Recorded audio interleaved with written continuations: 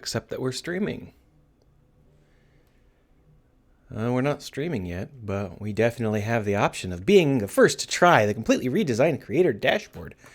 I hope they just release that at some point so I don't have to stare at the giant blue banner. There we are. We've just gone live. Let's go ahead and tell the world. I'm a bit grumpy today, but we're streaming Indie Dev doing fish stuff. And then on over to here to say the same thing to a different group of people. All right, so assuming my mic works, just triple check that. Oh, mic test. Seems to. Hooray! All right, you'll notice that I have very cleverly opened up VS Code ahead of time. Good thing I tested that because it turns out that it was broken again. There is a thing. I think that it's whenever I rename a file, any file in the directory, VS Code refuses to open that directory ever again, which is an interesting problem to have. And I'm thinking about maybe switching over to Writer, which is a JetBrains thing. I believe it costs money, but that's no big deal to me. As long as it's not this, I cannot take any more VS Code. This is the worst IDE. But it'll have to do for today because I don't have enough time to set up any kind of JetBrains stuff at the moment. But we should have some fun. So let's take a look. Where were we? The last thing we did was we created a fish flocking mechanism. To be honest, I don't remember how much of this I created on screen versus off screen. I think that I created it on screen and then just tweaked it off screen, but I was having a pretty bad week, so I don't really remember super clearly. But here you can see the fish running around. Now, when the fish first spawn, they're still a little bit blobby. That is, they travel in a giant, really artificial-looking school. But as you can see, as the simulation advances, they become a little bit more loose and start to travel in clusters, which feels a lot more realistic. They also respond well to approaching a human. They will run away from the player. I also re-implemented the fish shader just a little bit so that I could do layered fish colors and stuff instead of having to just have the single texture, and that's why these fish have their strange little pattern, a green and red thing. That's just because I happen to have those files floating around. So I think this feels pretty good. I think this feels fairly realistic. And I guess what I should probably do is take a screenshot of it and post it as a this is what we're working on my stream pop-up. This is what I'm working on. Paste. Do do do do do do do do do do. Come on, finish pasting already. There we are. And then here. No, that's the wrong one. Here.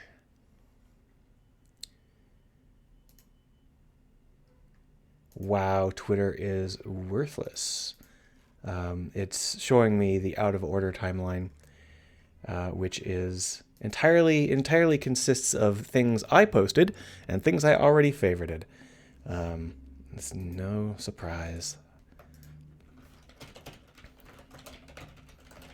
Anyway, over the course of the day, I worked out what the plot of the game is and what the plot of this particular region is. So we could start to actually do some content if we wanted to. But it's not really critical that we start the content yet. I just wanted to make sure that the fish were working. One of the things I did, and I think what crashed VS Code permanently, is I renamed fish behavior or fish particle behavior into fish flock.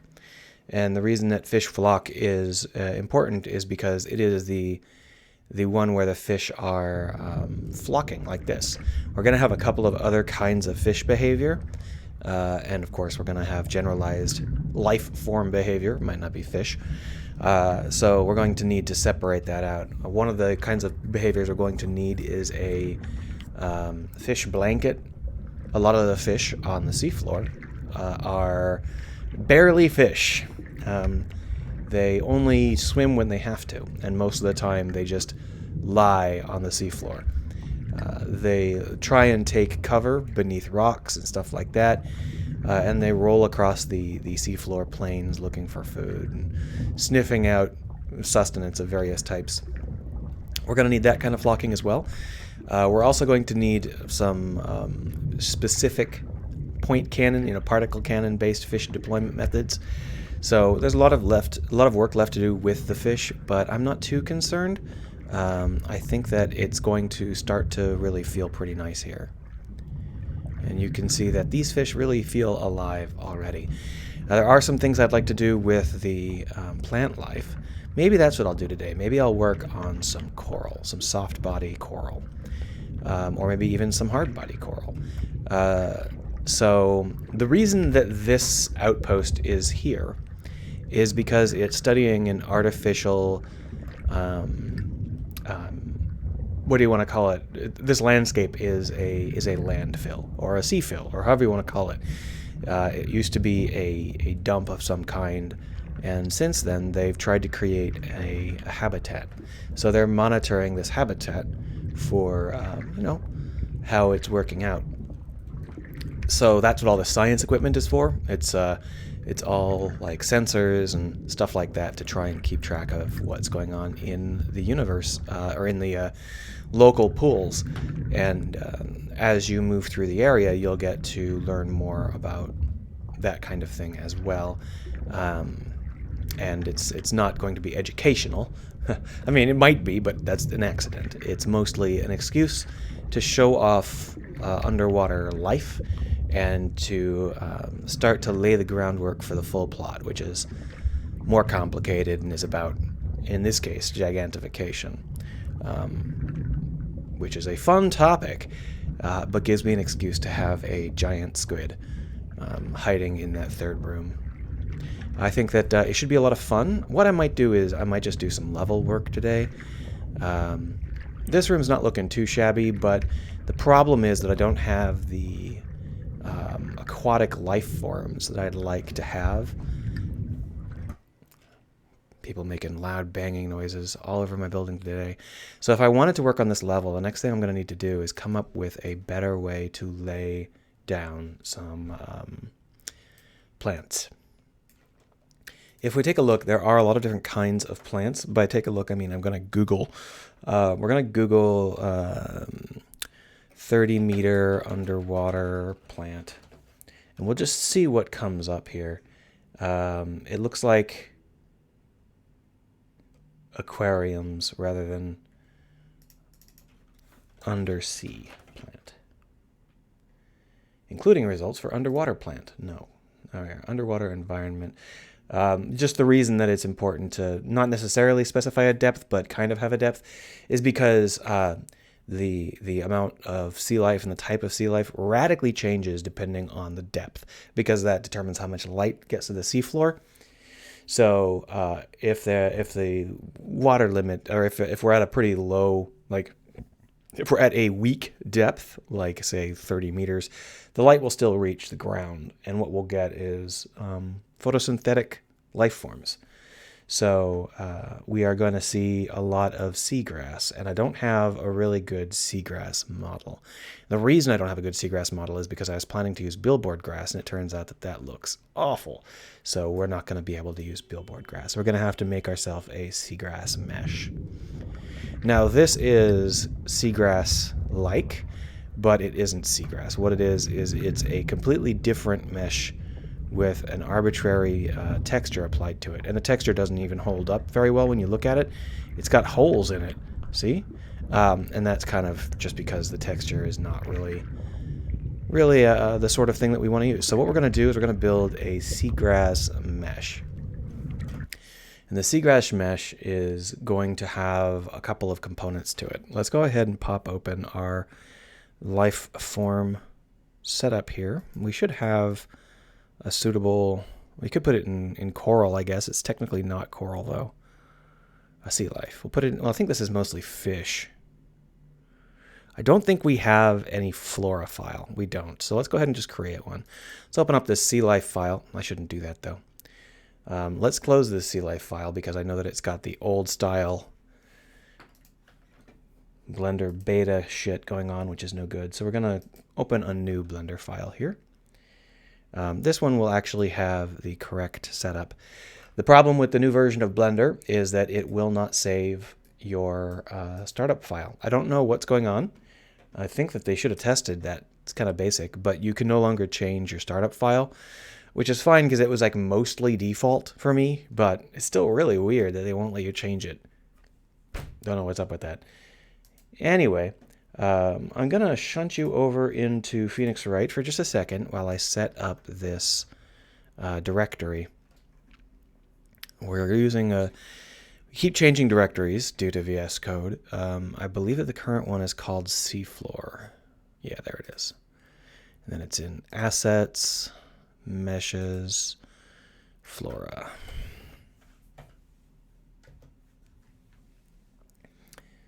Bring you on back.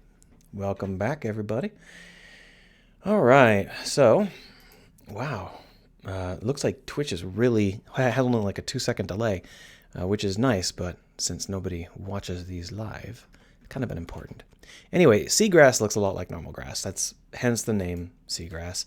As far as I know, it is not actual grass. I think that it is technically another kind of life form. But it looks so much like grass that you can literally just draw grass. And the way we draw grass is we use planes, and then we animate the planes with a semi-opaque texture on them. You don't really want to have every single piece of grass be its own mesh, because you'll need to have a bajillion meshes. But I think we may want to experiment with having our seagrasses have their own mesh elements. And then what we might do is have an automatic LOD system where we turn them into stamps as we get further away. Because when you're close, I really do need these to feel like they are plants. And in order to do that, I need them to feel like they have individual stalks. So we're going to start by creating seagrass stalks. So the way we're going to do that is we could use cubes. It's a little bit overkill, maybe. Because we could also use triangular tubes. But I think the triangular tubes might end up looking a little bit... Well, let's try it with triangular tubes. It would reduce the number of faces we need. So if we just dissolve these edges, kapoom, there's our triangular tube, right? Obviously, this should be brought over. Oh, why? Here we go. Now, the only problem with this triangular tube is that it is not anywhere near being the right size or place. So we're going to just scale it way down. There we go. So here's a triangular tube. And if we mark this as... They cleared my quick favorites menu. So not only can I not save the startup file, I can't use my quick favorites anymore. Wow, this is shitty, Blender. I made a huge mistake when I decided I was gonna update, because this is just the worst. So what I need to do is add this to my quick favorites and see whether it adds. It does, but it's not going to stay added. So fun fact, when you are doing these really, really aggressive soft edges like this, smooth edges, you're going to end up really highlighting the triangular underlying nature of the mesh, and it's not really going to feel quite right.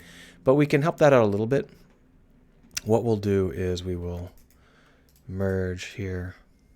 I used to have this as a hot, no, that's not it.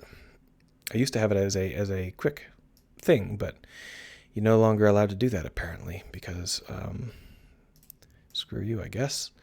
There we are. So the reason that I'm not too worried about this is because the actual coloration of the seagrass is not going to be very light specific.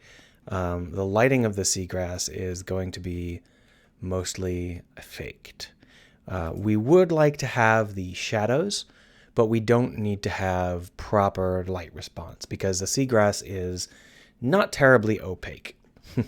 So we don't need to worry about it too much. So this is a piece of seagrass. This one's kind of large. It's 2 meters tall, but you get the idea. Now, what we're going to need to do is paint it, and we're going to want to paint it before we get any further. So let's switch over into Vertex Paint mode. Now, the reason that we need to paint these is simple. We're going to be using some shaders to make them wriggle. And in order to make them wriggle in a way that I find convincing, the easiest way is to use vertex colors to determine how they wriggle. And what that means for us is that we are going to use red. We could use any color, but red is fine. So if we manage to paint that tip, there we are.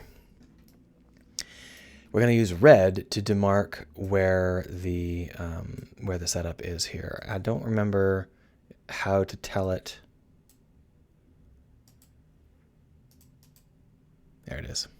So if we're going to use RGB, we're just going to, hello, stop being an ass. There we are.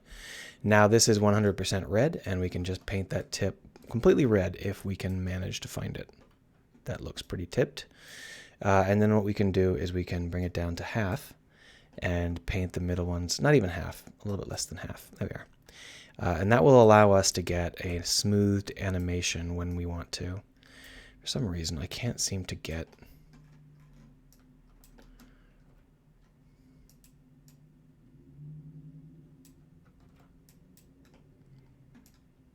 Is it? It might be. Yeah, okay, it is. It's just that it's being lit funny. This looks an awful lot like it's not painted. What the heck? Paint it. What the heck?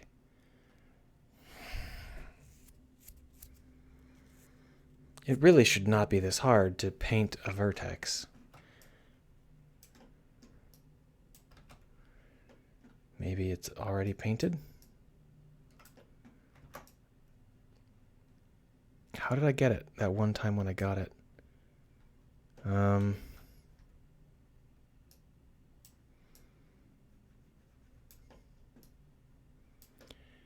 thinking it must be red, and I just can't see it. No, it's definitely black. Is this one of Blender's bugs? It seems like I'm finding a lot of Blender bugs recently. So this is exactly how you do game dev. You spend about 90% of your time trying to figure out why something that should just work no longer works. What I'm trying to do now is I'm trying to find the back face. There we are. No? Okay, so it wasn't mistaking that for a back face. Oh well, close enough. We'll leave it. Anyway, what we're going to need to do is duplicate this mesh a bunch and turn it into some grass. Now, what I've gotten here is a piece of grass that is roughly triangular. What we actually need, however, is a much flatter piece of grass like this. The reason I didn't want it to be like this is simply because if it is like this, it requires you to do even more painting gymnastics, but since the painting gymnastics don't work anyway... Mifaz is like, 3D grass? Yeah, I would like to use billboard grass, and at range I will. But I can't use billboard grass up close. It looks really, really fake just due to the nature of the way that it spins towards the camera as the player gets close. So what we're going to do is we're just going to arbitrarily create some clusters of grass just to try and get a feel for it. I don't think that this will be the final version that we do or anything like that, but I just want to get a feel for it. So here we've got a very basic stand of grass, and what we can do to make this grass a little bit more interesting is we can select everything up here and then do a scale from median point out.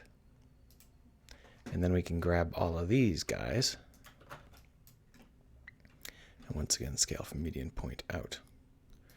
And lastly, what we can do is we can just grab this point here, change this to random, and then move it. And that should get us some chop in our grass. See? Nice and simple. So that is, it's a tuft of grass. It's not really tufty enough yet, so let's go ahead and make it tuftier. So to make it a little tuftier, what we'll do is we will switch over into active element, select an element at the bottom, and then we'll just rotate. No, that's move. That's rotate. Some of these down. We can also move their tips, and that will create just a little bit of spread so that we can get a good feel for it.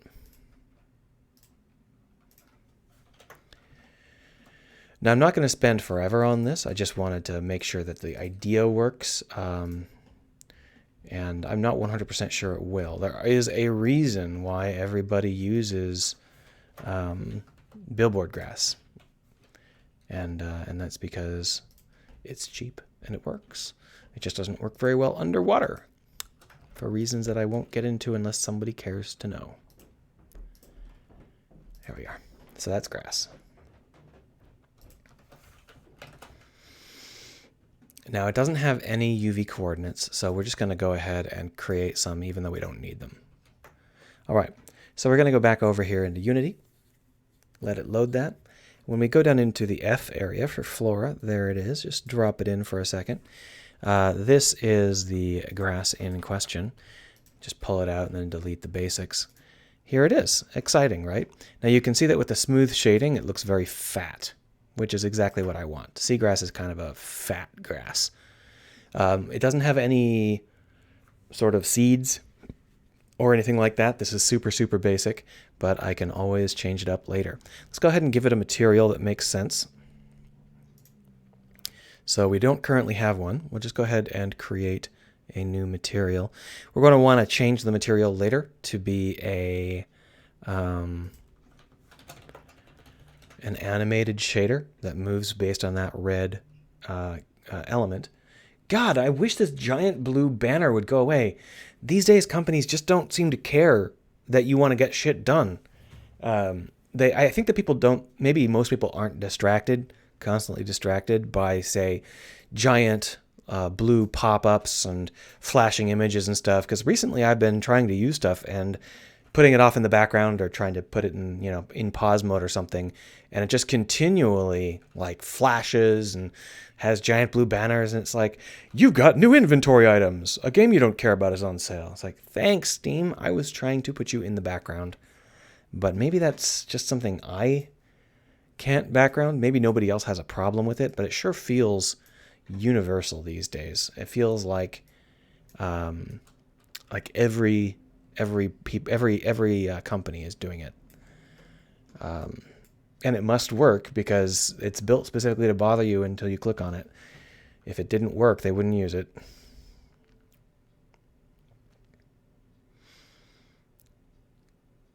So unfortunately for me, we don't really have a some of the things I wanted to do we can't really do. We'll do them on our custom grass. So this is our grass, and what we're going to want to do is actually just stick it into a particle cannon and fire it. So let's grab ourselves a particle cannon and shoot some grass out of it. First off, let me turn on some lights. Oh, it's gotten dark.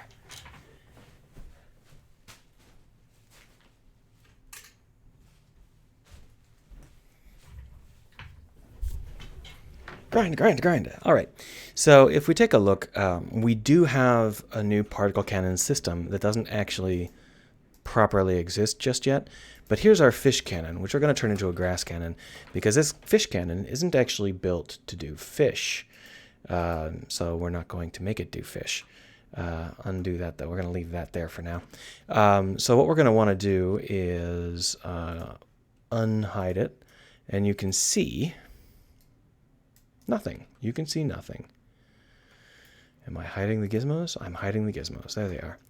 So you can see that we've got this kind of setup where we can see where it's trying to fire and we can move it around. And that's what we're going to do. First things first, we're going to need to clear. Boom. And then we're going to want to set up the gizmo mesh to be grass. And then when we fire, we'll be able to see it. We won't be able to actually see it in the game, though, because it's just faked. But let's give it a look. You can see how what we've got is this grass is not pointed the right way. Now, normally I'd be like, oh, well, then we should move it around in Unity. But it makes more sense for us to move it around here. So we'll go ahead and twist it around in Blender. Well, that is exactly the wrong way.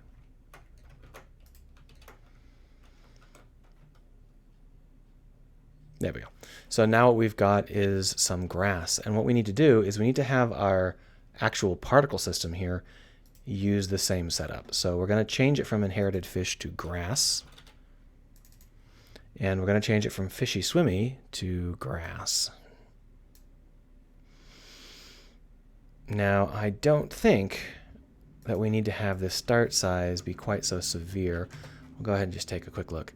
So if we hit play, Mifa says as a rotation fix for Unity. Yeah, I'm not sure. It doesn't seem to be something I care about anymore because I kind of just internalized it as this is how you fix it, right? So as you can see, what we've got here is seagrass. Now the problem I've got with the setup we're using is that the seagrass sounds good on its own. When it's its own little blob of grass, the way that the leaves spread out makes sense. But when it's in a cluster of seagrass, then the spreading leaves conflict with the leaves in other elements, like here. Also, when I look down on it from above, it doesn't really feel like it curves right, but that is temporary. So let's go ahead and start to fix this up a little bit. First off, this is way too high. I thought we were smaller than we were. Second off, let's go ahead and put in some more seagrass so that we can really get a sense for it. Boom. All right, so we're going to need to create a shader for our seagrass at this point. In order to do that, we're just going to tell it to create an amplify shader. Shaboom. Unfortunately, it's going to create an amplify shader that's named generic shit. So we have to close it and rename it.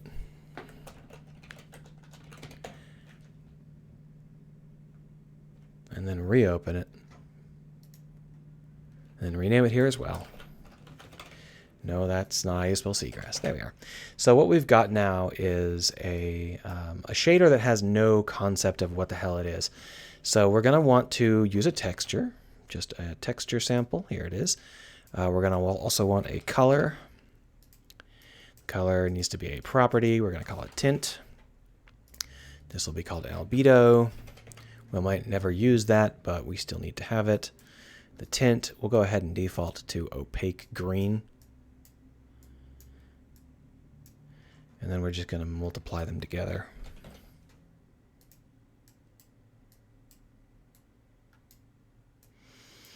Now, if we look down here, there is no AO concept. Oh, there is. Okay, so never mind. I was going to bake the AO in. I don't have to. I can specify it as its own thing. Great. So what we're going to need is a vertex color. Boom. And red is the only channel we're currently using. Now, the positive red values we're going to use for waving grass. The closer to 0 the red channel is, the more occluded it will be. So we're going to come up with a big fat 1 minus. Here it is. And we're going to pass that red right into here, and that's going to be our ambient occlusion. Boom. So let's go ahead and save that. And what we'll do is we'll go down into our seagrass, boom, and switch that shader out for our new seagrass shader. There we are. The texture doesn't currently exist. I don't think that's going to be a problem because I think it'll default to white. But let's take a look at our setup and see whether or not it feels right. Here is a seagrass we started with. As you can see, it's on its side. So we can just bloop, bloop. There we are. So this is how it will look, although the lighting is currently turned off. I think that the ambient occlusion is going to be a little bit much, but let's take a look. because we are running the full gamut from 0 to 1. So ambient occlusion of 1 is pitch black. At least it should be. So therefore, we're going to probably need a scaling value to make that ambient occlusion feel a little bit more natural. But to be honest, it actually doesn't feel that shabby. The only issue is that I was really intending for us to use far bigger patches of grass. These are pretty minimal patches. Here's a tuft, so you can see that that's kind of how I want it to feel. Well, let's put the motion in. We can adjust the rest of it later. So in order to put the motion in, we're going to need to use a function. Boom. There's a couple of functions here, but we've got this one down here called waving vertex. Waving in local x direction. So if we take a look, local x direction is this guy, which is the correct direction. Hooray! So we don't need to do any other work. We just need to pass it in a frequency and an amplitude. Well, here's the amplitude. And now our frequency is going to be something we can customize.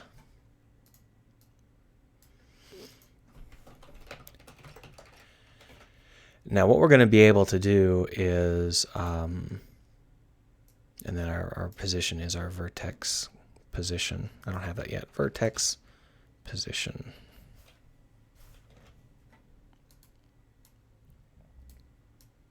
There we are. And then the output. Here's the problem. I don't actually know what waving vertex does because here's the issue. Yeah, this is one of the basics. So we don't actually want to use this one. We want to copy it. The reason that we don't want to use this one is obvious when you know what you're doing. I don't know why the default setup is like this, but you can see how it breaks the input vertex into components, and then it adds the adjustment in to that basic vertex, like so, and then it outputs. So what it outputs is the vertex position that we want. But you have to ask, what does the shader take? It takes a local vertex offset. So in other words, you don't pass it the location of the vertex, you pass it the offset. So in order to actually use the waving vertex output, we would literally need to subtract the vertex position from it. In order to not do that, because it's dumb, we can just not use these connections, like so.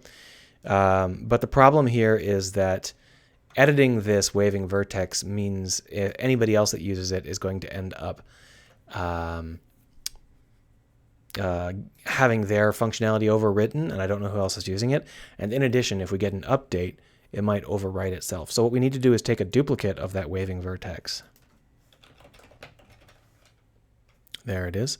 So what we're going to do is we're going to copy it, and then we're going to come up here into our materials, flora, and paste it in. Or not. God damn it. Apparently the copying function doesn't work quite as well as I'd like. How come I can't copy it?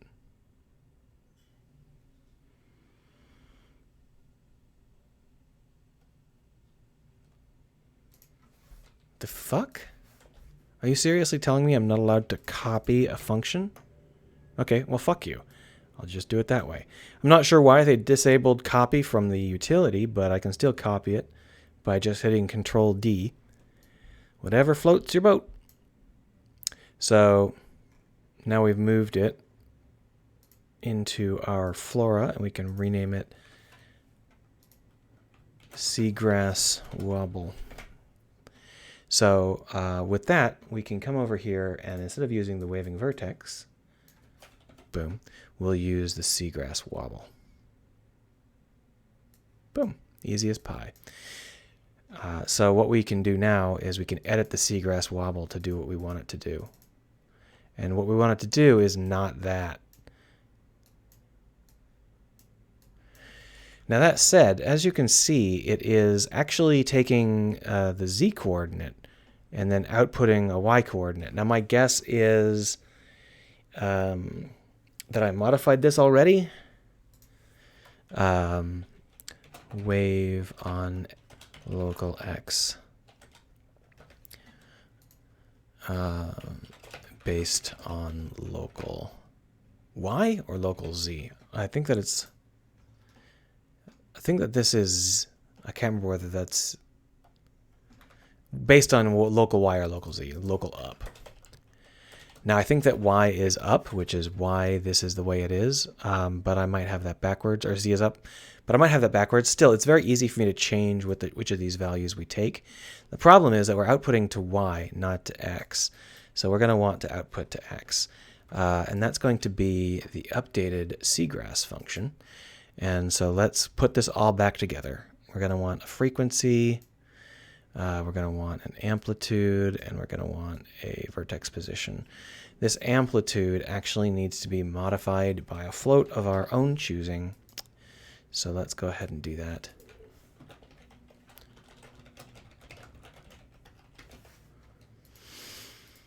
Boom.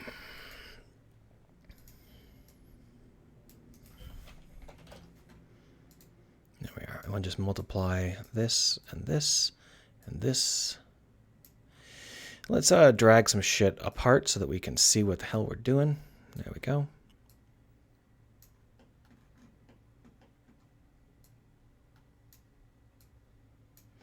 And then the output will be the local vertex offset. We'll just go ahead and save that beast. Shpow. Now, the way that this seagrass wobble works, in case you don't know, is it adds a time factor, but the time is going to always be unscaled. So we're probably going to have to go back in and add a time scaling to allow it to wobble in a variety of ways. But I'm not sure that I want to do it that way, because the way the seagrass works is it should be buffeted in cycles. So if I don't put in some kind of cycle generator for the noise, it will look really unrealistic. So here you can see it wobbling. Now the only issue we've got is that it actually wobbles in both directions, and we only want it to wobble in one. So we're just going to have to cap or add so that it will feel a little bit more steady. Seagrass is it evolved specifically to wobble along the current. It'll always be opposed to the dominant current in terms of its flat bits, the same way coral is. But it doesn't wobble in both directions, at least as far as I've seen, because it's built to be tilted a little bit. So what we're going to do is we are going to reopen that.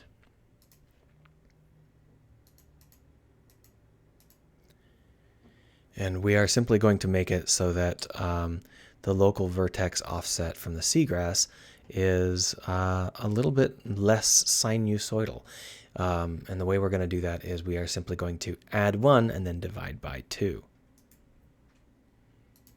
What's this? Amp? So this is the amplitude. Okay, well, that's fine.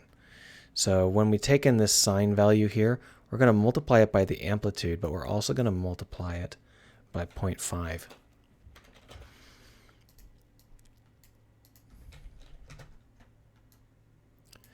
And as it's coming out, we're going to add 1.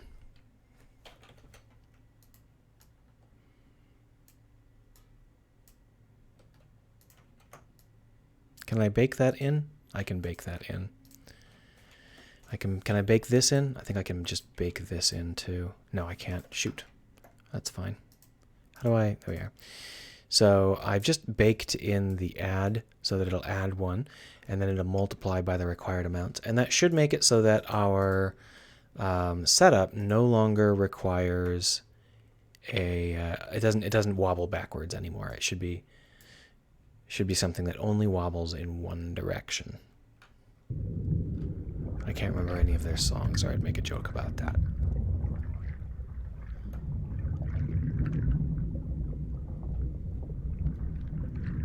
Yeah, that's definitely more realistic. So now the only issue I've got is that it doesn't really feel very clustered. The seagrass, this is actually not unrealistic over here. This is often how seagrass is. But over here, when it's supposed to be thicker, I think that I want it to be like a lot thicker. I think I want it to be tremendously thicker. And the problem is that using this particular grass element for the really thick seagrass is kind of wasteful.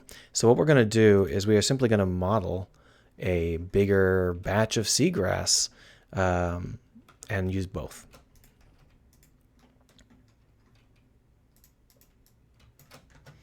So here's grass B. Let's move grass A off to the side. Grass B, we'll model it a little bit more aggressively. So to do that, we're going to actually delete these outliers. Oh. And that's an outlier too. Just delete it. And then what we'll do is we'll just create a much larger set of clusters, which we'll do by moving and rotating and moving.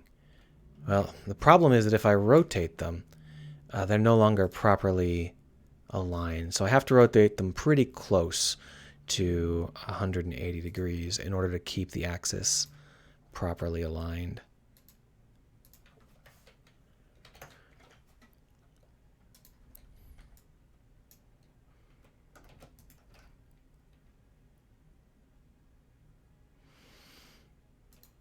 Now, there are other ways to do this that are better, but we're just kind of hacking it together, so it doesn't really matter at the moment. So there we've got a much larger set of grass. It still feels a little bit fakey, though, so let's go ahead and just fill in some of these loose areas, because you can see we've got some tilted stuff, and it doesn't really look quite like I want it to. So we're just going to grab some grass and fill in some of these areas just with, arbitrary splatting like this. That's okay.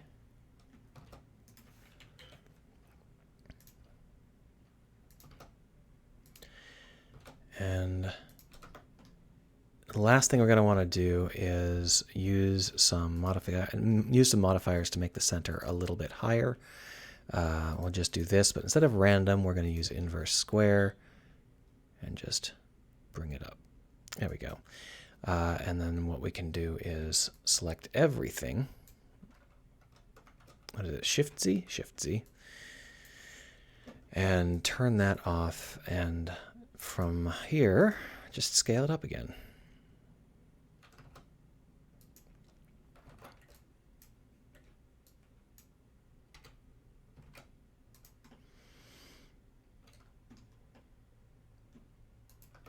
Now this is all fine, but we've lost those outliers, so we're going to just put them back in.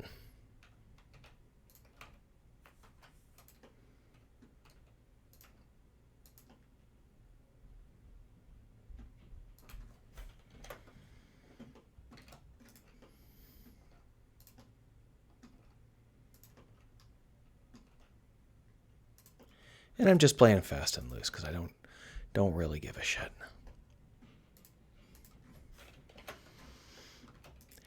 This is the joy of working with something that's going to be temporary, is you can just be like, yeah, whatever, because you know you're going to replace it. I think one more.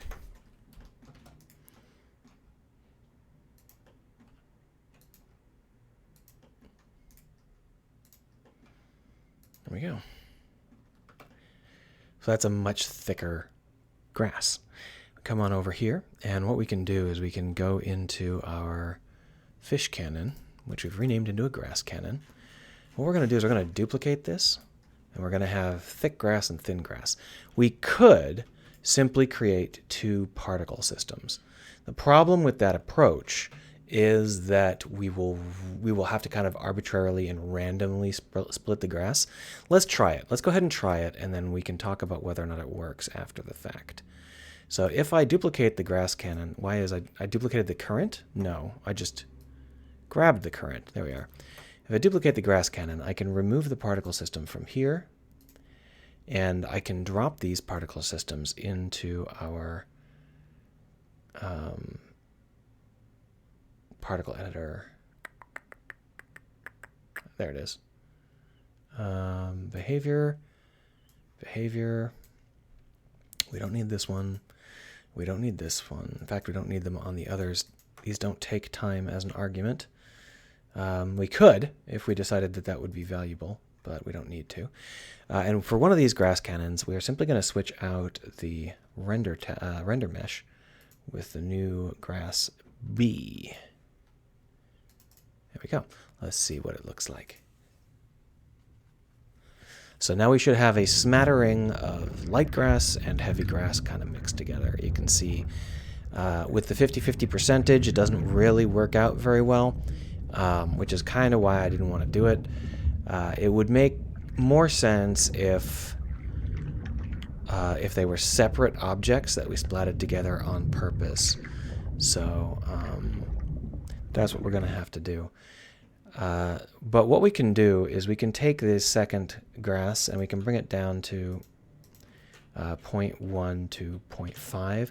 I'm just trying to get a batch of grass that looks and feels fine when it's intermixed, because I don't want all of the grass to be the same. And here you can see that by reducing the size of the heavy grass cluster, we have created a situation where we can use the heavy grass or the light grass interchangeably. The heavy grass still feels a little bit too heavy because it's very clumpy, but what we can do is we can switch it out for a less clustered piece of grass. So you can see that this here, what we've got is we've got an absolute horde of individual blades of grass that are tightly clustered together. What I'd like to do is separate them out into a widespread set of elements. This is definitely not going to do it though, so we're going to move this aside, duplicate this guy, bring him to the center, rotate him upwards, and we'll call him grass C. And grass C is going to be basically this same grass, but much more widely spread out, just because I think that will be something we can sell. I don't know if there is a way to tell Blender to take contiguous vertex elements and move them out from the center by a specific amount. Oh, I've got some spam coming in. Let me just make sure it's spam. It's Cole, a homeowner's associate on a recorded line. Someday they'll all get arrested and go to jail. All right, so just scattering some stuff around like this will allow us to get some of the same density of particles, but spread them out so that, or it's not the same density, lower density of particles, which will just allow us to get a little bit better behavior out of our meshes. So if we do it like this, we're going to want some slight clustering here and there. If there's no clustering at all, it'll feel really weird. But there we are. So now what we've got is the same basic clustering that we had, but we've moved it out, separated it out so that it'll spread across more terrain. So we're going to go ahead and switch this out for grass C. We're going to bring the size back up because it's the same size as it was before. And then we're just going to take a look and see how it feels. Darabo came by to say, hello, that's a beautiful scene you've got. Yep, working on it. Sorry, I'm moving over the chat window so I can see what people are saying. There we are. So now what we've got is we've got these blades of grass, and you can see that the sparse grass feels great. It really kind of fills in the gaps that we have.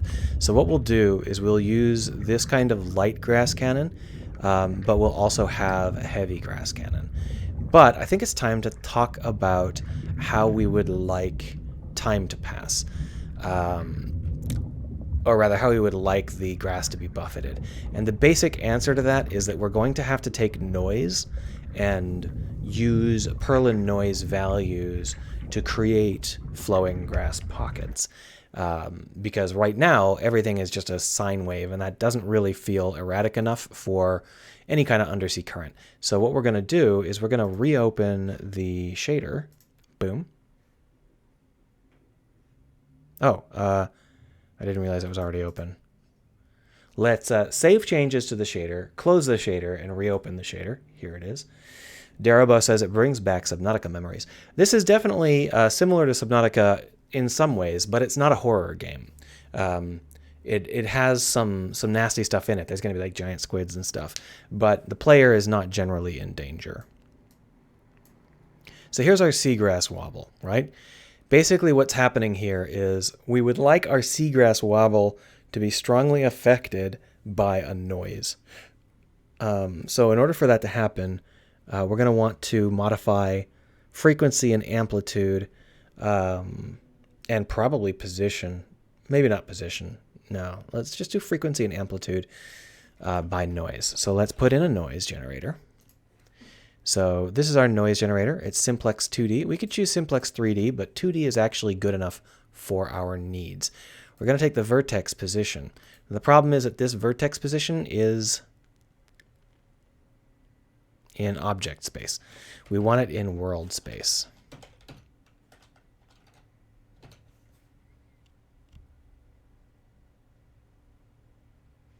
There it is. World position. Now we're going to pass this into our noise generator, but it only takes 2D. So what we're going to need to do is pass it the two values we would like it to use, which is going to be X and Y, I believe.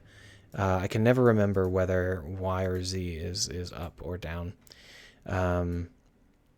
It's okay that we can change it later if we need to.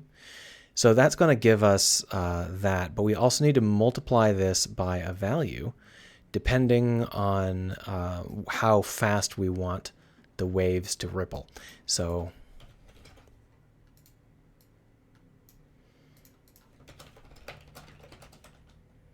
well, we've already got wave frequency.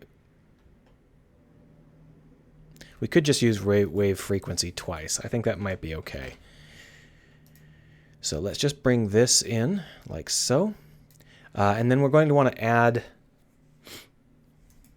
So we're going to need a vector 3 because we need to add a position that's constantly scrolling. It's actually a vector 2, isn't it? There we are. We're just going to bring it in at 1, 1. We're going to call this noise direction. And then what we're going to do is we're going to add this to our time. And so time, there it is. So we're just going to take this in over here, this over here, multiply these two together.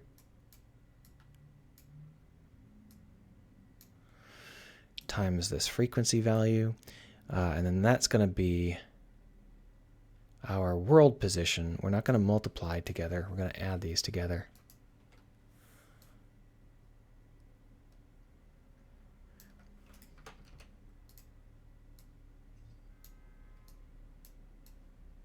There we are. Actually, we want to do them both, don't we? Well, it doesn't really matter. We'll figure it out later.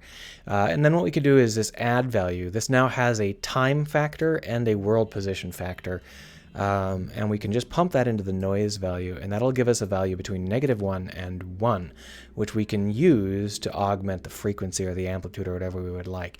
What we're actually going to want to do is move it from being a -1 to 1 into a different set of values. So that's going to be min old -1 to 1, min, this is going to bring it up to 0 to 1. We could make it 0 to 1. I think it makes more sense if it's like 0.3 to 1.5. And that'll just change those values around for us, and then we can multiply that into our amplitude. And what that'll do is it'll allow us to have an amplitude that changes based on clusters of noise. That said, there is still quite a few details of this implementation that aren't really ready, including the placement of all of these boxes, which is just awful.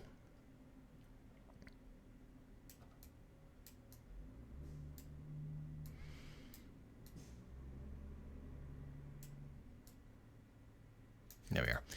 So right now we don't have any way to have this world position be properly modified by the wave frequency.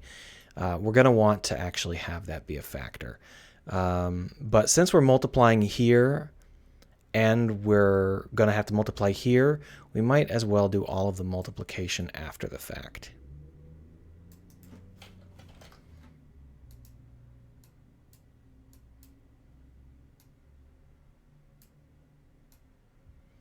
We may make that into its own argument separate from the rest. Wait, we're going to have to. Sorry, I'm thinking about how this is all going to work, and I'm kind of doing visual math in my head. And basically the wave frequency is going to be different from the noise frequency. Otherwise, the noises and the waves will move at the same rate, and that's going to feel weird. So we're not going to want that to happen. Oh, that's not what I wanted. There we are. Property. Just drop that in here. Save that. Grind, grind, grind, grind. Save already. Slowpoke. Drop that off screen. Hit play, and we'll just see whether or not this feels right. The whole point here is that we don't want it to all feel like it's flowing at the same rate.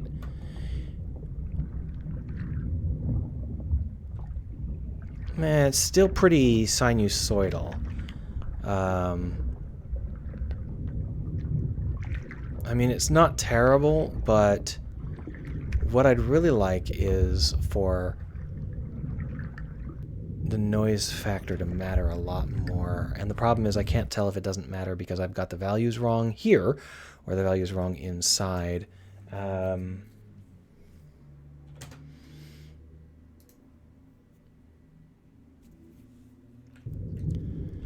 The good news is I can change this later with minimal extra work. I don't need to worry about it too much. So here you can see the noise is definitely having more of a factor. You can see how they just kind of boom, boom, boom, boom, boom, boom, boom, boom. That's kind of what I want. The noise value is too high, so we're going to bring it from 1 down to maybe 0.3. Because we want that ripple and the wave to actually be different elements, and we want them to overlap and interact in fun ways.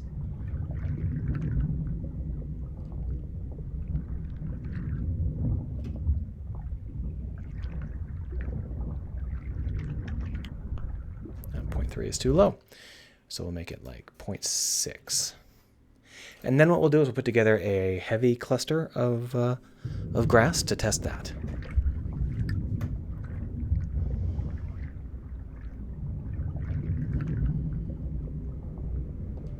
It'll actually be a lot easier to see what's going on if we use the heavy cluster of grass anyway. Yeah, I do get a little bit of what I'm aiming for. It's still not great, but it's better than it was. All right, so what we're going to do now is we're going to just take this grass cannon and duplicate it. And what we're going to want to do is move the particle editor into one of the elements below, make that the new main cannon, delete the other cannon. There it is. This is going to be our grass heavy cannon. Like so. And we're just going to delete the behaviors. That should all do. Clear the positions. Move this to the top. Down here, we'll switch this out from being grass A to being grass B, which is the heavy grass. We're also going to switch this from being grass A to being grass B so that we can see the difference when we fire it. So this grass heavy cannon should be much more capable of putting down just massive patches of dark grass. So let's go ahead and start it up. We're going to reduce the size of the cannon rather dramatically. That cannon size was larger than the entire size of the CHAB, so it was definitely a little too large for what we're trying to accomplish. DeRabo says they've got to go. Have fun. I stream at this time on Wednesdays and Saturdays, so maybe I'll see you again then. So what we're going to do is we're going to let's not overlap with those guys. Let's put this somewhere else. Let's clear the other grass cannon. Clear. Did that not work? Why are you still showing all of that shit if you're cleared?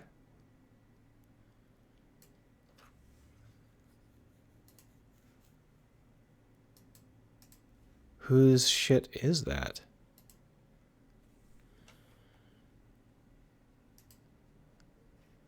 That's this guy's shit. Boom. There we are. That explains a lot, actually. That's fine, though. So we still have... Where are we getting these? Where are these from?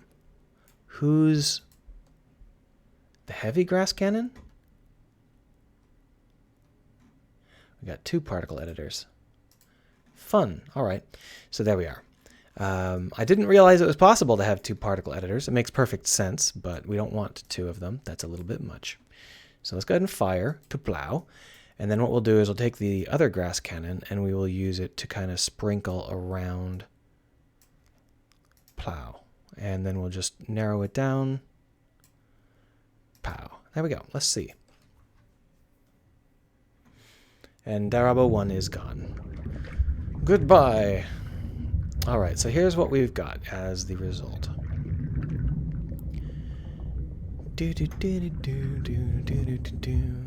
So this is the heavy grass. It's not too bad.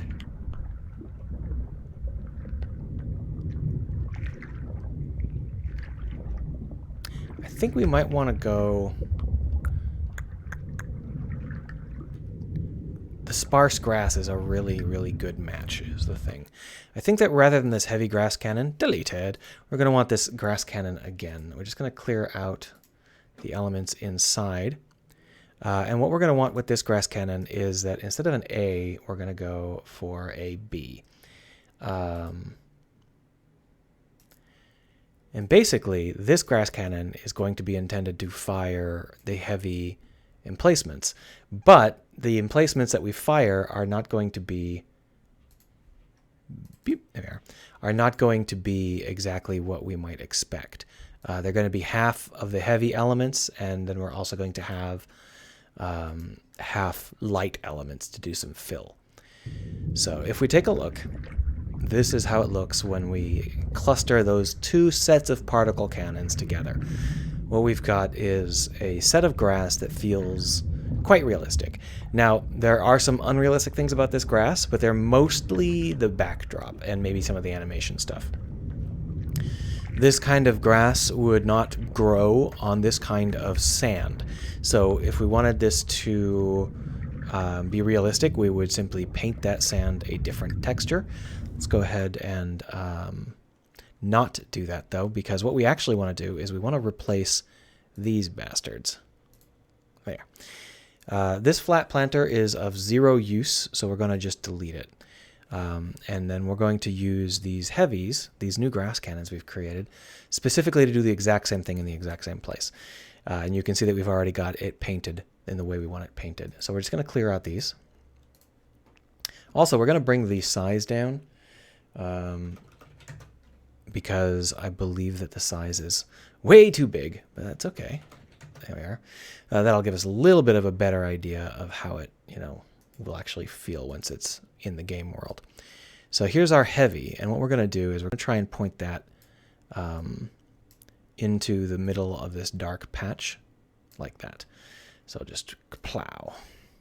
It does not look like 100, but it says it is, so who am I to argue? And then let's bring over the other grass cannon. We'll call this one grass cannon heavy. And let's bring in the grass cannon light to kind of fill the area a little bit.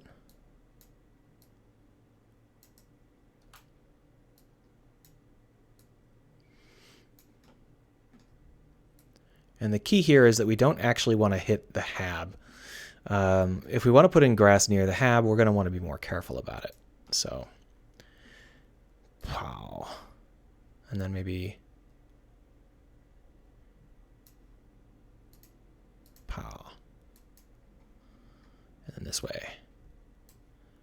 Pow. There we are. Let's take a look.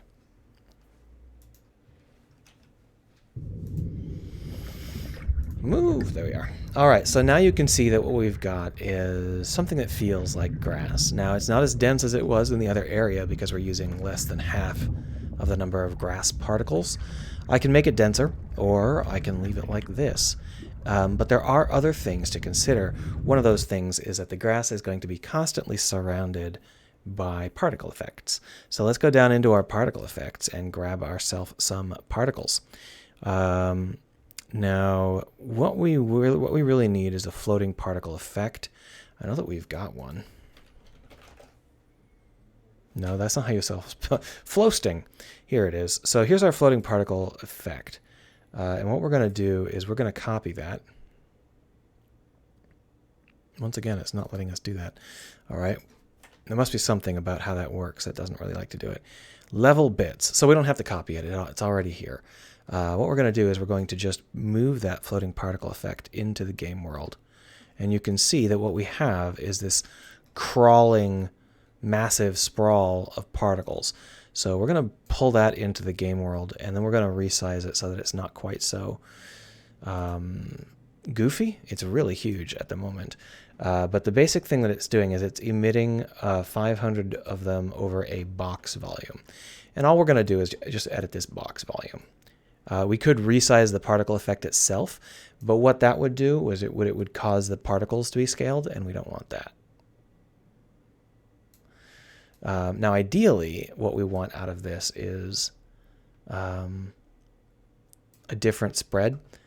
We would like them to be dense, close to the ground, and there's not really much point in having them spawn below ground. But for now, all we really need to do is just... Oop, I missed it, didn't I? Just take this widget and use it to adjust them a little bit. And let's take a look and see how that feels.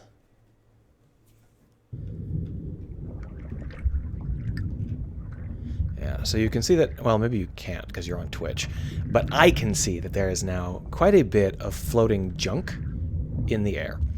And that's going to be a critical part of the game. There's going to be a lot of floating junk. The other thing we're going to want is there's going to be fish in here. These are areas where fish are going to just move through the particle fields. And what I'm planning to do is to hijack the particle information for these particle fields, since this is my particle information, and feed it into another particle system so that it can use it as destinations for fish.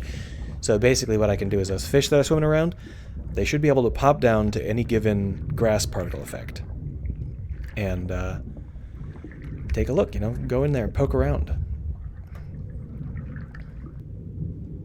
So the grass particles still aren't perfect, especially when viewed directly from above like this, but they're way better than they were. Yeah, this is much more acceptable. I'm thinking about stopping now. Let me know what you think. I don't think I've got any viewers, so I think stopping now wouldn't really offend anybody. But let's go ahead and take a picture of this seagrass while the fish cavort in the background. You know what? We should bring the fish over. So if we take a look at the fish flock, you can see these blue boxes. Those are elements of our fishy chain.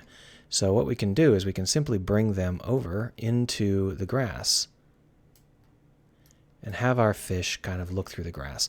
However, we want to be sure not to get too close to the ground because there's actually like 9 meters of fish. And if there's no ground detection, so they will happily phase straight into the ground if you're not careful. What I could do is I could use the scale of the object, but that would be actually pretty cool. Yeah, let's do that. Okay, so what I've got now is I've just put in a couple of visiting points in the grass, and I'm going to put in one more here. Where am I? No, is it 9? There it is. So we're going to bring this one across and put it down here.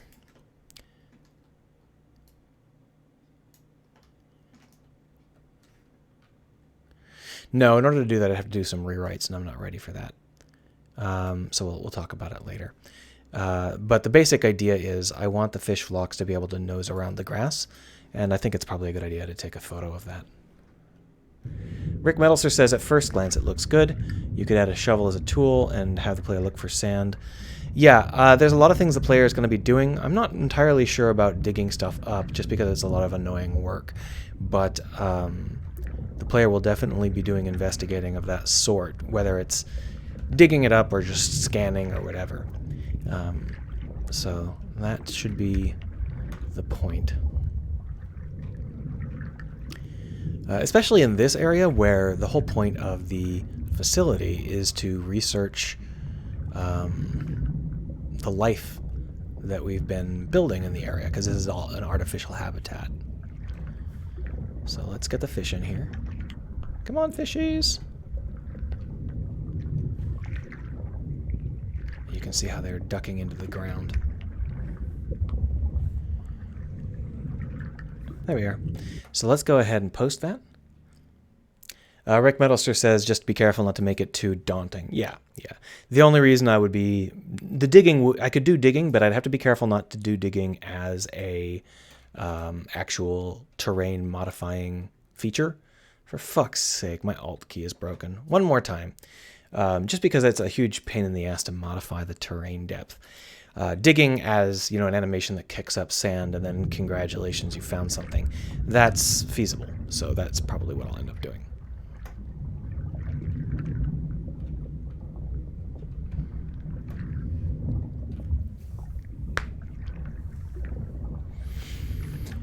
Mifaz says that Lost Planet had annoying digging. I can't remember which one Lost Planet was.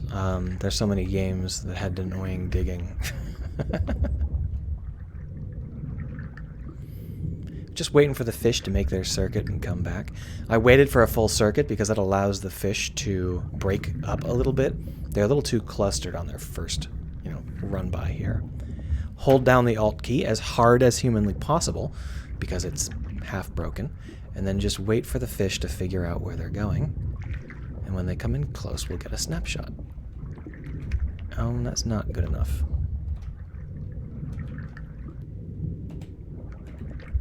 There we are. That'll look okay. And now let's see whether or not we actually got the correct screenshot. Hooray! We did. And then we'll post that here as well.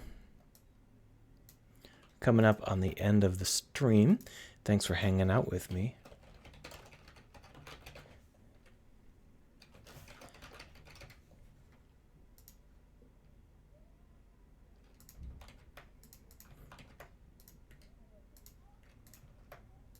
Boom.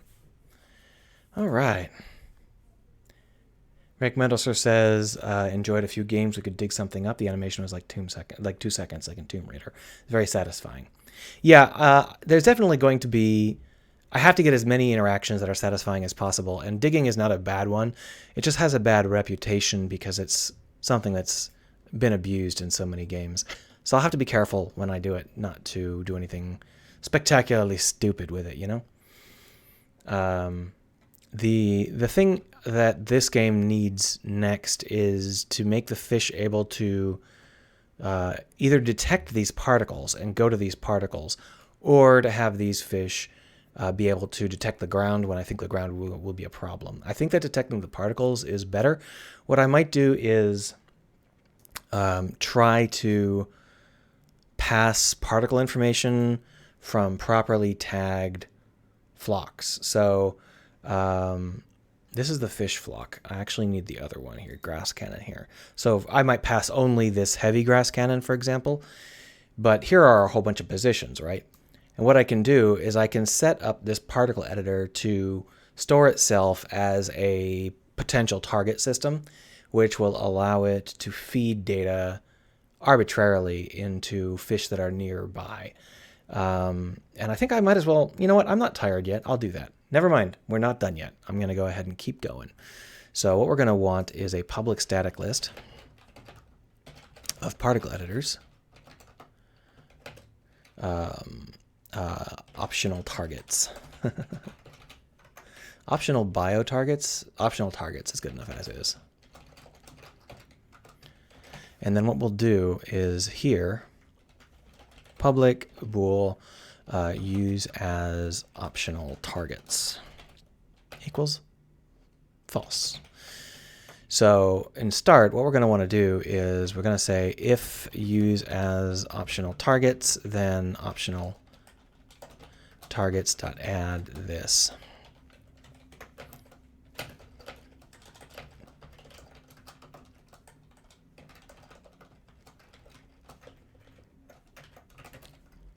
There we go.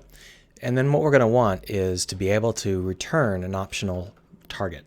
So Rick Metalster says that a shark would be tense, and Mifa says maybe too tense. Well, you're not actually playing a human. You're playing some kind of future thing that looks human.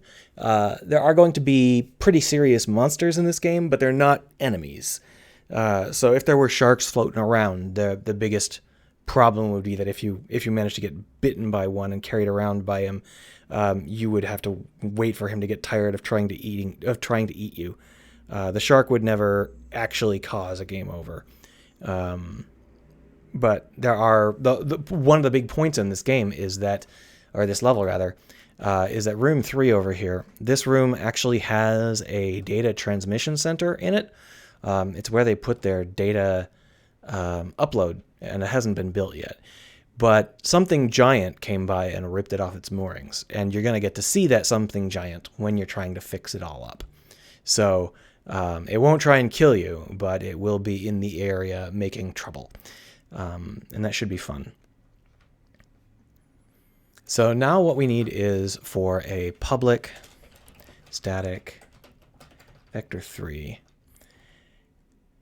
Rick Meadowser says he stopped playing Far Cry because of the eagle attack animations. Yeah, these are... I'm not planning to make that a thing. It's one of those things where I need to have some sense of danger, but I don't want to have any game-ending situations. I could make it that if you were bitten by a shark, you'd have to be rescued, or just cut to a retry or something. Not annoying the player is a big part of underwater games, because the actual task of being underwater is annoying. You don't want to add more annoyances on top of it. QTEs, Rick Meadowser says, for the shark to let go. That's not a bad idea. I could do a zoom in and you would have to punch the shark in the nose. It wouldn't be like a QTE that's randomized. It would be something where if you've gotten eaten by a lot of sharks, you'd know, sharks got me, gotta hit E. I think that would be suitable. Something where, hit E 5 times. If you hit E 5 times fast or 5 times slow, who cares? As long as you hit it a couple of times, the shark will let you go.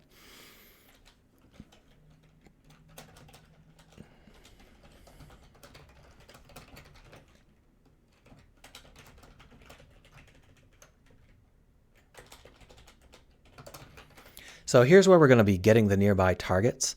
We'll just go ahead and run through the optional targets and look for targets that are suitable. So in order for that to be the case, we're going to need to, we could either make a list of all of the optional targets, or we could simply return one of the first few we find. I think making a list is good for now. We can always optimize it later. To do this might be quite slow. List vector3 optional options equals new list vector3. And then we just do for each optional target particle editor EP in optional targets.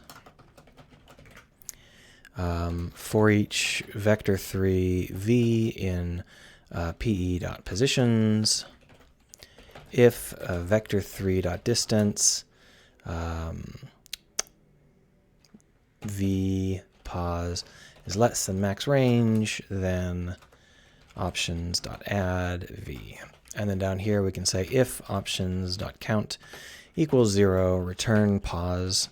Otherwise, return options random.range 0 to options.count. There we are.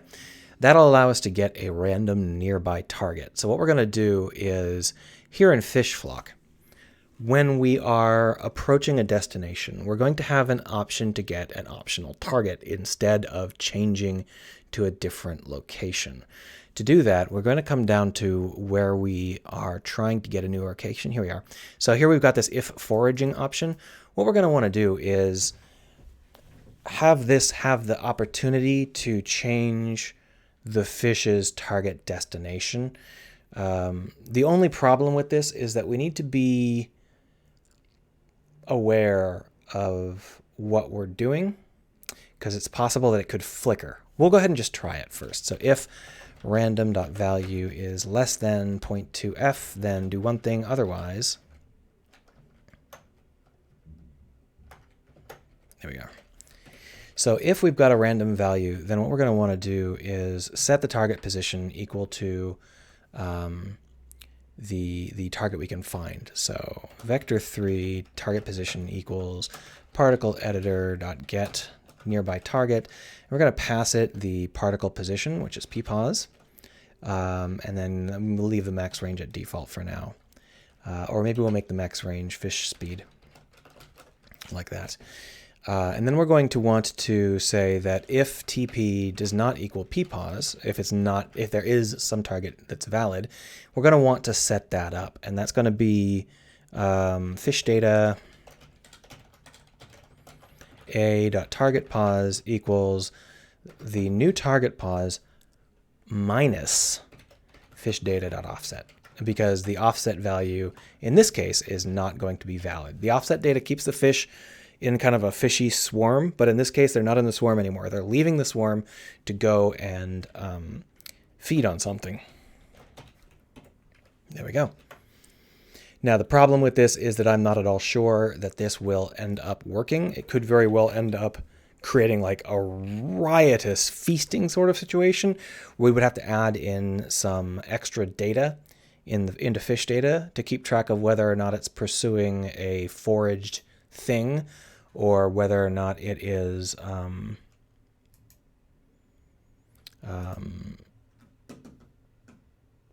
moving from point to point.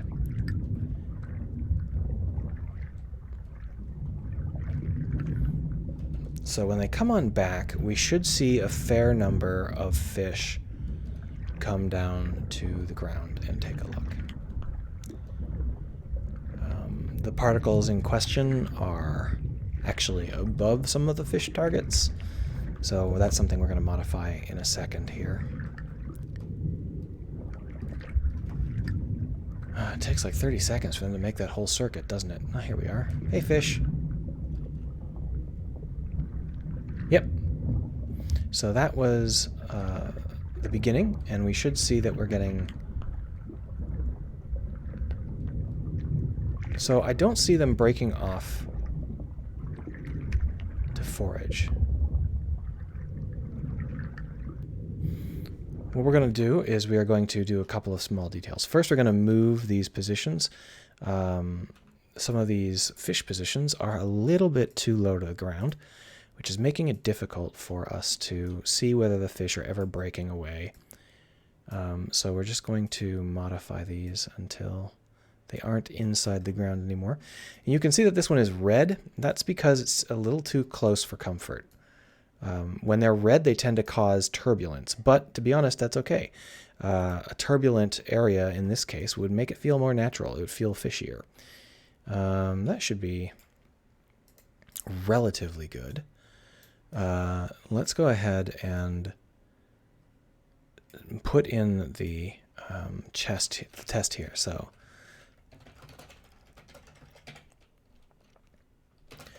fish browsing. And let's see whether or not this ever gets called.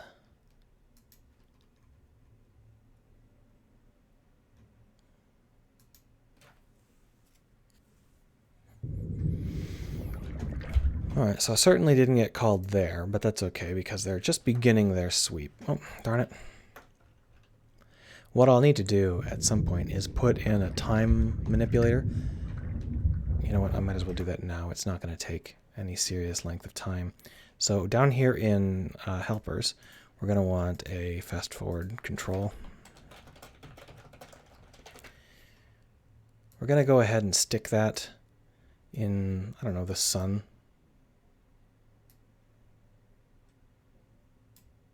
Boom. Fast forward control, all it's going to do is wait here and say if input.keyDown, any key down, get key down, and then we can pass it the key code key for period. If so, time.timescale times equals 2. Otherwise, if it's a comma, the opposite. This is a very, very basic setup that will allow us to just accelerate time so we don't have to wait for the fish, and we also don't have to program some kind of fishy accelerator. We can just fast forward the entire universe as we need to. So this is normal speed. Here's double speed, quadruple speed. And now we're back down to normal speed because I wanted to move over here. There we are. So where are the fish now? They're nowhere near us yet. Let's kind of maneuver over here. We got a couple of fish. Here we come. This is the swarm. So the idea here is that these fish they should be feeding. I don't see, it's not even triggering the, yeah, none of the fish are actually triggering. So this is never running. And there are a couple of reasons that might be. One is that it might be that the random value never fires. Another is that it might be that the particle editor never actually finds... Oh, of course, I never actually told it to... So the problem is that there's no particles in the list because I forgot to tell it to use the heavy grass particles. Idiot. All right, there we go. So now it should work better. Probably still won't work in this first circuit. Oh, we got a couple. But they didn't really stick around. Whoa! So those are the browsing fish. It's a feeding frenzy. They're no longer trying to flock away. They are just sticking to their the grass, which isn't necessarily bad, but they're moving really way too fast for that. So if we wanted to do this, we would need to do a couple of things. We would need to make sure that the fish don't move very fast when they're browsing, and we would need to make sure that when they're browsing, they don't change to a different browsing target. It would also be good to make sure they don't fall below the target, because a couple of those fish are kind of worming into the ground, and that's not really great. You know what we should do? We should simply offset it. So there we are. Let's put that one first so that we don't have any potential errors in order of operations. That should allow the fish to browse, but still the fish are going to be browsing at like super high speeds. It's going to feel unrealistic. So here you can see the fish browsing is beginning, and you can see that they just vanish into the dirt. And you'll be thinking, where the hell are they? Oh, they're actually under the ground. See? Now, obviously, that's dumb. That shouldn't happen.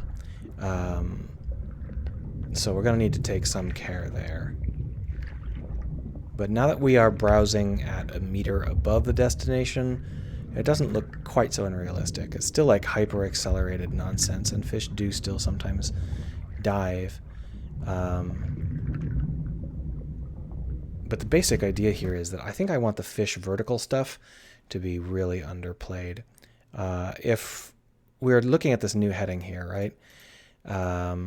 We're currently lerping the new heading so that it sticks properly. And I think what I'm going to do is I'm going to make it so that the the Y value of the heading is always lerped completely.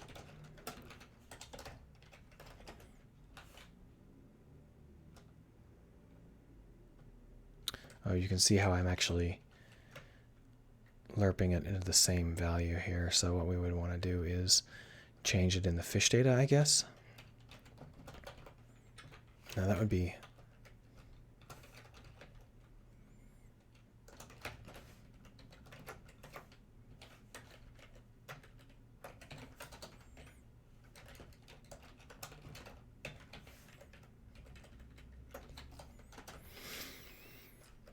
There we are.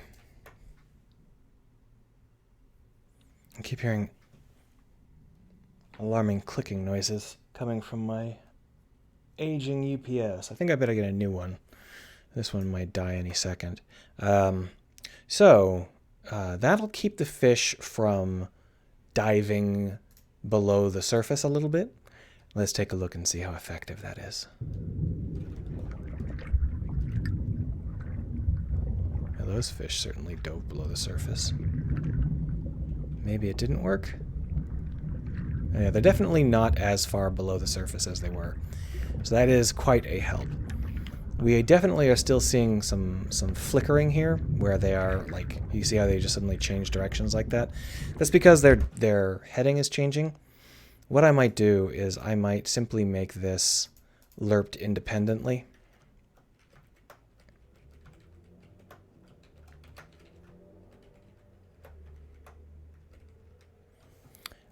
Float.lerp.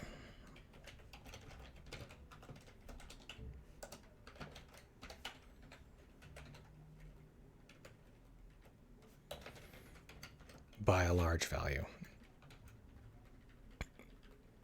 In theory, that'll still do almost the same thing. Why is this barfing?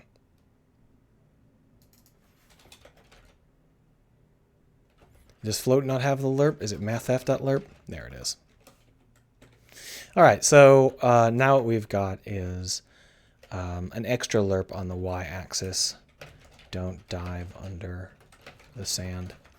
But we still need to have more information about whether or not we're supposed to be moving fast or not. So what we're going to have is public, public enum fish target category. Unknown, swimming, feeding. We can add in more later if we'd like. And here we're going to have that be system serializable.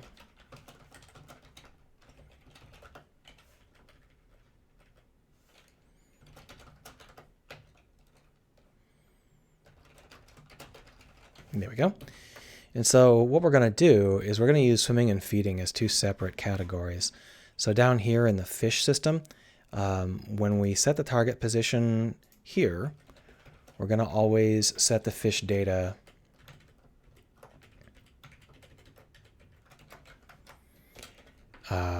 target category equal to the fish data target category swimming. And then we'll do the same thing here.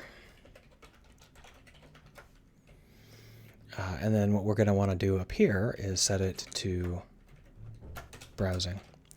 And then what we'll do now is we'll say that this only happens if we are not browsing.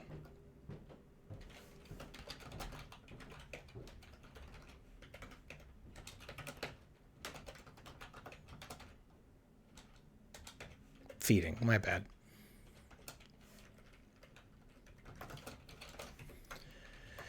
So in theory, that'll make it so that it won't switch feeding targets quite as aggressively. Just scroll in and out. And let's take out the fish browsing. Well, no, let's leave it in. No, let's take it out. There we are. Let's let that recompile again. Grind, grind, grind. And there we go.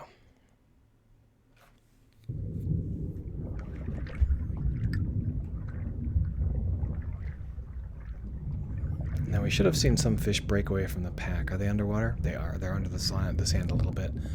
We'll have to deal with that. The other issue here we've got is that the fish swim at full speed, whether they are feeding or not. So what we're going to want to do here is radically lower the effective fish speed if they're feeding. So here we see that if the system allows for foraging, we do all of this stuff, right?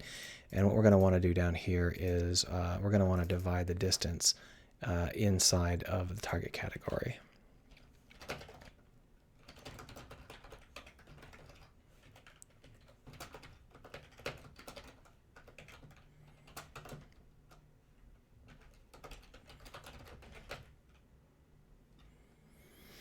We'll just bring it way, way down. We'll make it like our distance, speed, distance.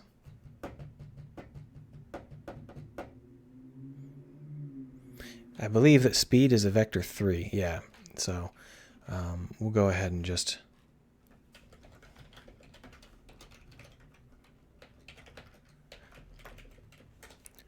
We'll make the Y value really sticky so that it doesn't change as rapidly when you're feeding.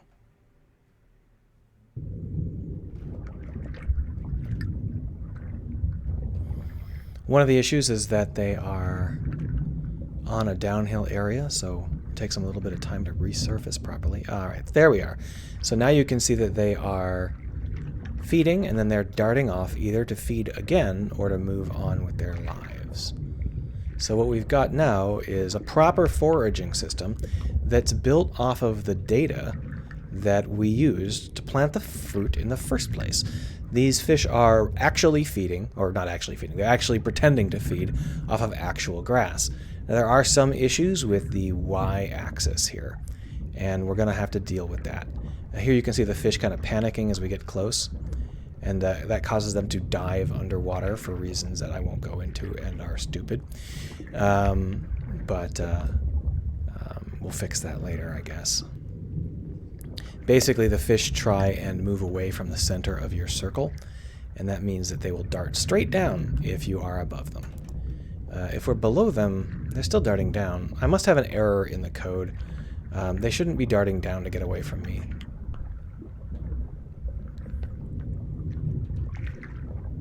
I meant dive into the sand. I didn't mean dive underwater.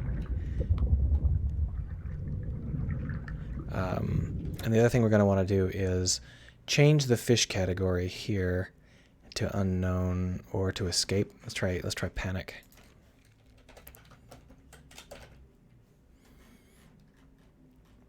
So when we are trying to evade a human, there we are.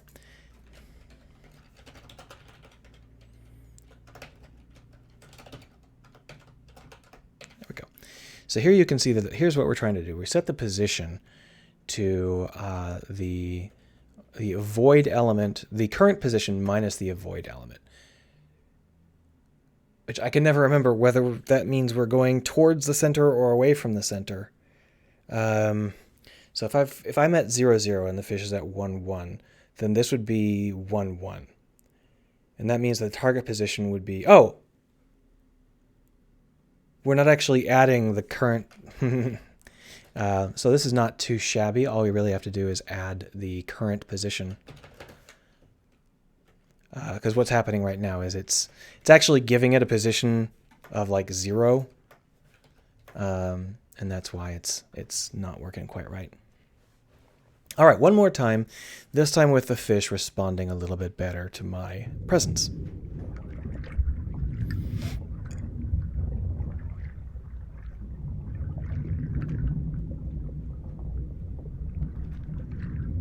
So here they come to browse, and then as I move through them, they start to swim away from me, see? Run away, you fishies! Now they still are trying to move away from me in a way that doesn't make any sense.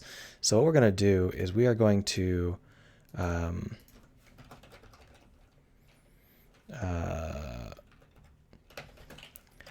use this.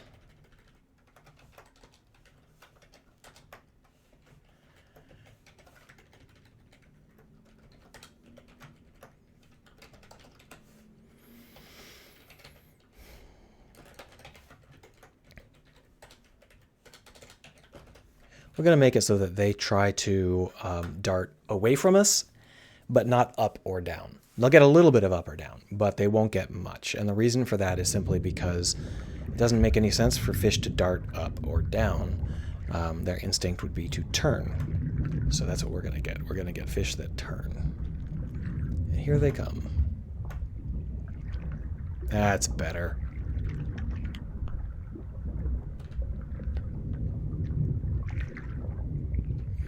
Some of them still darting into the ground. We'll have to figure out the best way we want to solve that.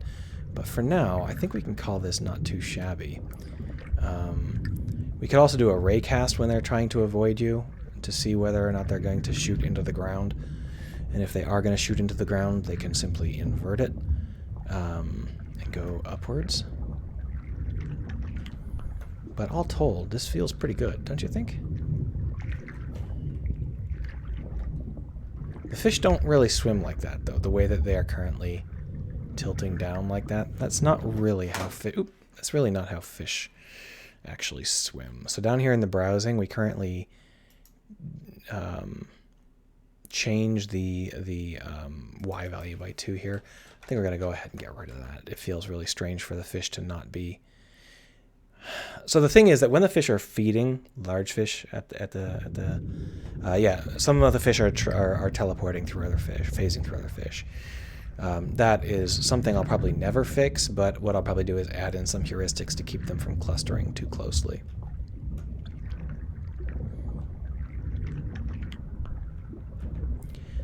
But when the fish are feeding, there's a couple of things they do. A lot of times the fish won't... they won't... Got some panicking fish there. We're going to need to change some of the animations.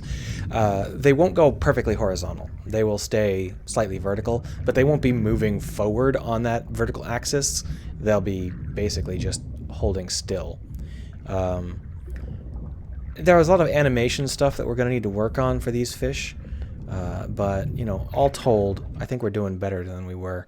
I'm going to go ahead and stop here. Thanks for stopping by, everybody. It was super productive today, which I didn't expect because I've been in a shit mood all week, and it's really cold out. But I should see you later if you like this sort of thing. I'll do it again on Saturday. Bye.